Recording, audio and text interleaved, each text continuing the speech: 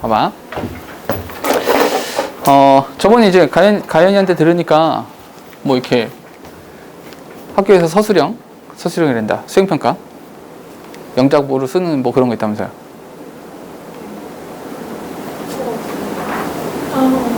그죠? 그 현장에서 바로 쓰는 거라면서요. 수업 시간 안에. 혹시라도 모르겠는데 언니한테 들었거든요. 아, 뭐 그런 게 있대요. 그래서 대화가요? 네.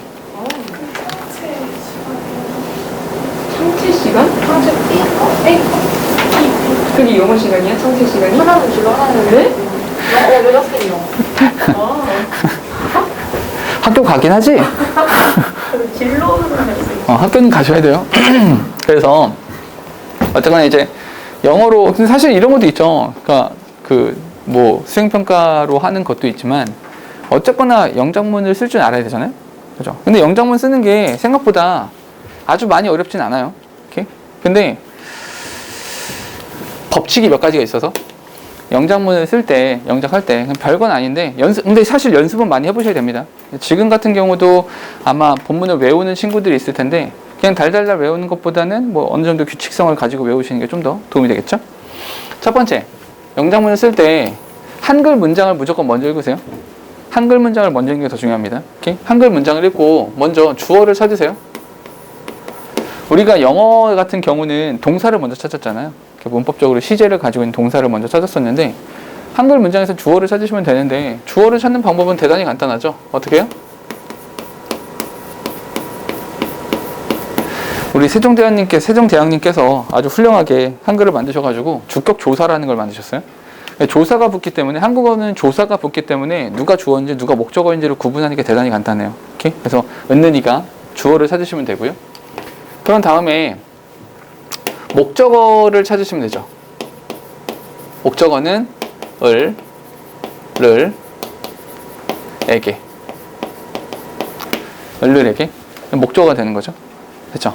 그런 다음에 동사를 찾을 수 있겠죠. 뭐뭐 하다. 이렇게. 그런 다음에는 형용사를 찾을 수 있어요. 뭐뭐 한. 뭐뭐 할. 이런 정도 찾으면 되겠죠? 됐죠? 그냥 이 안에서 해결해 보자고요. 이런 식으로. 오케이? 가보죠. 이러한 로봇들 우리를 미래의 재난에서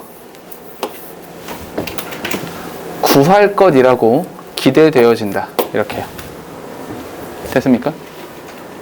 이렇게 먼저 써놓고 나서 생각해보죠. 근데 잠깐만 여기서 문득 궁금한 게 생겼어요. 한글 문장에 대한 분석이 먼저. 그러니까 영작문 쓸 때는 제발 한글 문장을 쭉 읽어보고 영어를 쭉 쓰겠다 이렇게 하지 마세요. 그렇게 안 써져요. 그렇게 되지 않습니다. 또 하나 영어를 굉장히 잘한다 할지라도 한글 문장 쭉 읽고 영어 문장 쭉 쓰고 이렇게 하지 않는 게 더 좋아요. 왜냐하면 그렇게 영작문을 써라, 서술형을 써봐라, 이렇게 문제를 냈다라는 건 그 문제에서 너희들한테 요구하는 문법적 사항이 정확하게 존재한다는 거예요. 그게 뭐인지를 정확하게 생각하고 그거를 뽑아내려고 노력하는 게 훨씬 더 중요하지 그냥 빠르게 쓰기 놀이하는 게 아니잖아요 지금. 그죠? 정확하게 내용을 파악하셔야 됩니다. 지금 문장에서 가장 문제가 되는 것, 한글 문장을 읽어보고 나서 가장 문제가 되는 건 여기예요.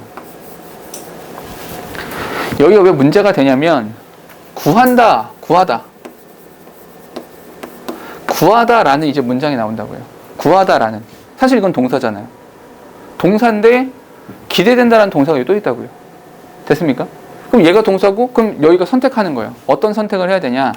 오케이, 좋아. 선택. 내가 주어랑 동사를 썼어.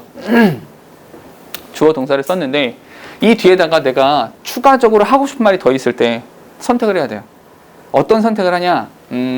나는 주어 동사를 쓴 다음에 하고 싶은 말 더 있어서 그래? 나는 접속사를 쓰고 주어랑 동사를 한 번 더 쓸래. 라는 선택을 해도 되고요. 이 선택을 해도 됩니다. 그럼 또 어떤 선택을 해도 되냐면 주어 동사 쓴 다음에 그래 나는 뭐 접속사 주어 동사 너무 길어. 난 이게 별로. 난 절의 형태는 별로 안 좋아하니까 나는 그냥 가짜 동사를 사용해서 문장을 쓸래. 라고 생각할 수도 있어요.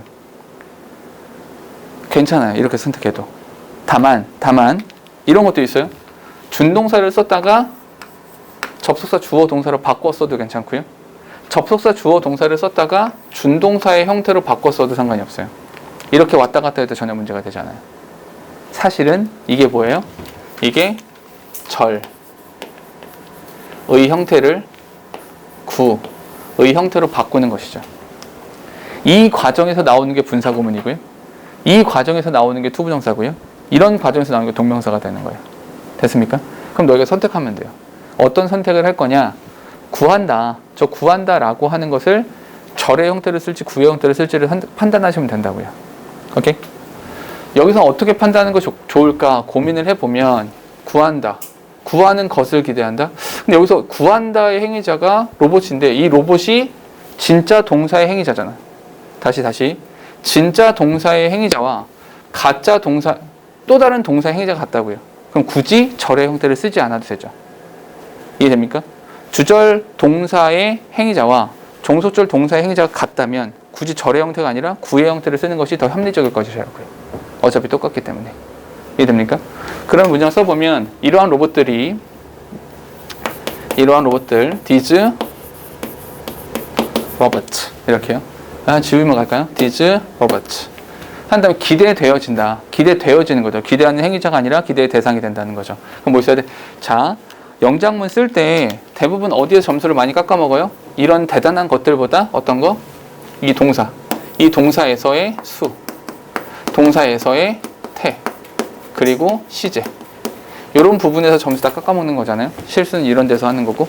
그죠? 그럼 뭐 써야 돼? These robots. 이런 로봇들은요. 로봇들은 기대되어진다. 라고 썼으니까 are expected. 요거를 바꿨던 거죠. 그리고 영장문을 쓰거나 할 때 항상 너희가 눈여겨봐야 되는 건 요겁니다. 단어 변형이 가능한지 아닌지, 단순하게 배열만 하는 건지 순서로, 그러니까 실제로 문법적으로 바꿀 수 있는지 이런 것들은 잘 보셔야 됩니다. expect 기대되어집니다.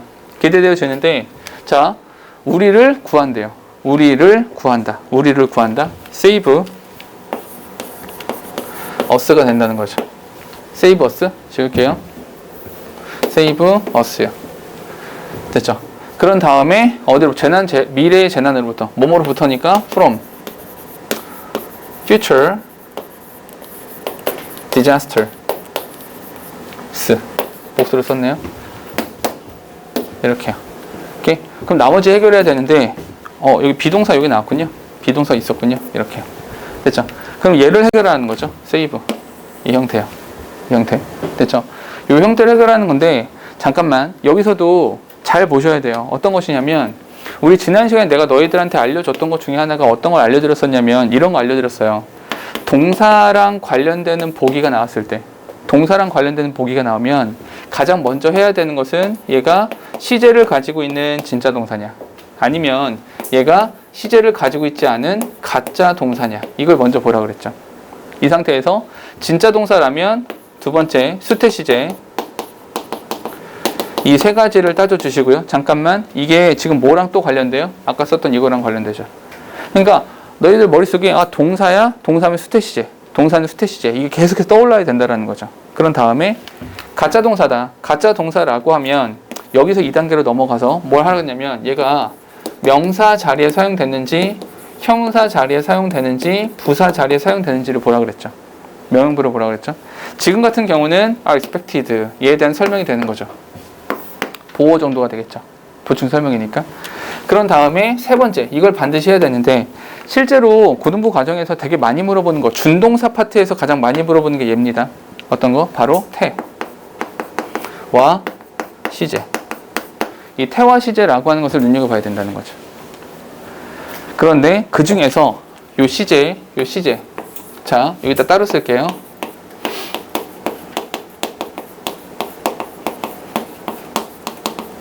준동사의 시제라는 건데 준동사의 시제는 사실은 이게 공부를 어설프게 조금 한 친구들이 되게 많이 헷갈려 할 만한 부분이에요. 준동사의 시제라는 말이. 왜냐하면 아니 아까 분명히 동사를 진짜 동사냐 가짜 동사냐로 나눴지 않습니까?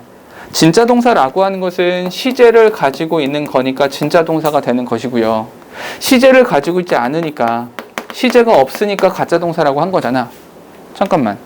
분명히 시제를 가지고 있지 않는 녀석이라서 가짜 동사라고 불렀는데 그것에 대해서 다시 시제를 따지겠다? 어폐가 생긴다는 거죠. 이 부분에서. 이해됩니까? 다시 가짜 동사는 분명히 시제가 없어야 돼요. 근데 그것에 대해서 시제를 따진대요. 이 용어가 좀 충돌이 되거든요. 사실은. 그래서 한 가지 정의를 해야 돼요. 준동사의 시제라는 거, 가짜 동사의 시제라고 하는 것이 무슨 뜻이냐? 자, 이렇게 하는 거예요. 설명. 한 문장 안에 내가 어떤 문장을 봤어요. 문장을 딱 보자마자 내 눈에 가장 먼저 띈 녀석은 딱 보자마자 어떤 게 가장 먼저 눈에 띄었냐면 동사원형의 ing가 눈에 먼저 띄었어요. 오케이? 이렇게. 그럼 잠깐만. 예린 질문.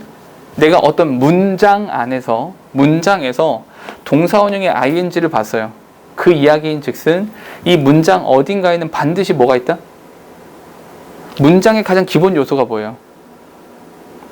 주어 동사잖아요. 그럼 여기서 가짜 동사를 발견했다라는 말은 이 문장 어딘가에는 분명히 진짜 주어 동사가 있을 거란 뜻이죠. 괜찮아요, 여기까지? 그럼 얘가 진짜 동사니까 얘는 반드시 시제라고 하는 것을 가지고 있겠죠. 얘는 반드시 시제가 있을 거예요. 오케이? 그러면 이 준동사의 시제라는 것은 이 진짜 동사, 시제를 갖고 있는 진짜 동사와 같은 시기에 발생을 했는지, 즉 얘가 과거, 현재, 미래인데 얘랑 똑같은 같은 시기에 발생을 했는지 아니면 이전에 발생을 했는지 그 정도만 밝혀주는 거예요. 가짜 동사는 과거, 현재, 미래를 나타낼 수는 없어요. 그래서 진짜 동사와 같은 시기냐 다른 시기냐 이것만을 말해요. 그래서 일치냐 불일치냐 이렇게 말해요. 그 이전 사건이다. 이전 사건. 됐어요? 일치하는 거냐 이전 사건이냐 이렇게만 나눠요. 그 상태에서 일치한다. 진짜 동사랑 일치한다 라고 하면 그냥 동사의 원형을 쓰시면 돼요. 그냥 동사의 원형을 쓴다라고 하는 것은 to 다음에 동사의 원형을 쓰거나 아니면 동사 원형에다가 ing를 쓰거나 이런 식으로 사용하겠다라는 거예요. 됐습니까? 그런데 그게 아니라 옛날 일을 말하고 싶어요. 이전 사건에 대한 말을 하고 싶다고요. 이전 사건에 대해서 잠깐만. 이전 사건에 대해서 말하고 싶습니다. 잠깐만. 너희가 알고 있는 모든 영어의 표현들 중에서 옛날 일을 말해주는 건 딱 하나 있어요. 그게 바로 have pp예요. 잠깐. 왜 have pp가 옛날 일입니까? 라고 한다면 우리가 have pp를 완료 시제라고 배웠죠. 완료 시제가 뭐냐면 기준점이 있어요. 이 기준점이 과거건 현재건 미래건 상관없어요. 어디든 상관없는데 과거건 현재건 미래건 그 기준점보다 이전에 발생한 사건이 쭉 지속되어서 그 기준점까지 왔을 때 우린 그것을 완료 시제라고 불렀어요. 됐습니까? 그럼 이렇게 지속되었다라는 것도 있지만 어쨌거나 기준점보다 이전 사건이다 라고 말할 수 있는 거라고요. 됐습니까? 그래서 have pp가 들어가면 다 옛날 얘기가 돼요. 어떠한 상황에서건 have pp를 쓰면 다 옛날 얘기예요. 그러니 이전 사건이다 라고 하면 뭘 쓰라는 거야? 여기서 have pp 라는 형태를 써주라는 거예요. have pp 라는 것을 써라. 이거 무슨 뜻이냐? 바로 to have pp 라는 형태를 쓰던지 아니면 having pp 라는 형태를 쓰던지 이런 식으로요. have pp를 쓰면 다 옛날 얘기가 된다. 이렇게. 됐습니까? 오케이? 이렇게. 그럼 마지막으로 얘를 보면서 어떤 생각을 해야 되냐? 이런 로봇이 기대되어집니다. 우리를 구출하는 것이 예전에 구출했었던 것이 기대되어지는 건지 아니면 지금 구출할 거라고 지금 기대되어지는 건지 그걸 마지막으로 따져주시면 된다는 거죠. 지금 구할 거라고 기대되어지는 거잖아요. 지금 이 순간. 오케이? 동일한 거죠. 일치라는 거죠. 그러니까 뭘 써야 된다? 여기다가 그냥 to save 라는 형태를 써주시면 된다는 거죠. 됐습니까? 뭐 되게 문장 자체가 되게 짧아서 간단하긴 한데 핵심 포인트는 영작을 하실 때 포인트는 첫 번째 읽고 바로 쓰지 마라. 한글 문장에 대한 분석을 먼저 하셔야 돼요. 그러니 바꿔서 말하면 너희가 이런 생각을 하면 돼요. 학교에서 혹시라도 뭐 에세이를 쓰거나 영작문을 해야 되거나 이럴 때는 절대로 아무리 본인이 영어를 너무너무 잘하고 원어민처럼 잘해. 그럼 그냥 쓰세요. 그래서 되는데 그 정도 수준이 아니다 라고 하시면 한글 문장을 써보시고요. 그 한글 문장 본인이 쓴 것에 대해서 그걸 맞춰서 영어로 바꿔 쓰겠다. 이 어순을 잘 지키셔야 돼요. 사실은 이제 나 같은 경우도 학생들이 영어 문장 쓴 거에 대해서 수행평가에 대해서 말씀드렸잖아요. 학생들이 영어 쓴 거에 대해서 이렇게 첨삭을 해줄 때 가장 당황스러울 때가 그럴 때예요. 어순이 안 맞을 때. 왜냐하면 어순이 안 맞아버리면 무슨 말을 하는지가 되게 헷갈려요. 그러니까 하고 싶은 말이 뭔지를 모르겠어요. 왜냐하면 영어 자체가 어순이 중시되는 언어이기 때문에 그게 되게 중요하거든요. 그러니까 철저하게 한글 문장을 써보시고 거기에 맞춰서 주어, 동사, 목적어를 파악하시고 그거에 맞춰서 영어 문장을 쓰시라. 그리고 단 한 가지 팁을 주자면 구의 형태를 쓸지 절의 형태를 쓸지에 대해서 고민하시라. 오케이? 그 상황에 맞춰서. 그렇죠? 이거는 뭐 천편일률적으로 똑같이 말을 할 수 없는데 요거를 좀 생각해 보시면 좋겠다라는 겁니다. 되셨죠? 오케이? 질문이요.